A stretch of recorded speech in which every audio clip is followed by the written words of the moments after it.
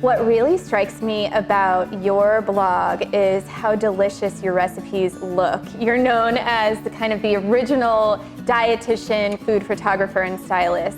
Do you find that the way a food is presented, the way it looks, will kind of inform whether or not someone eats it? I absolutely think it has an impact.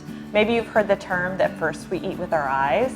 There's an Oxford professor of experimental psychology named Charles Spence who said that people's perception is driven by what their eyes see.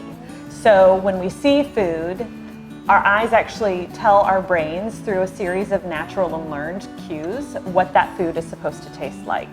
So that's where it comes in with the mouth watering and the stomach growling. It's a very powerful tool, both online and in print editorial, and also just in person, that our food looks delicious on the plate. Yeah, and I think, that's something that maybe moms and dads who are preparing food for their kids might not think of, is a little trick or tip for how to make it look better when they set it on the table. Something easy.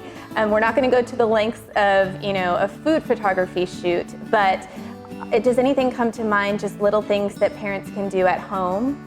Well, seafood, if you think about it, is actually kind of a neutral color.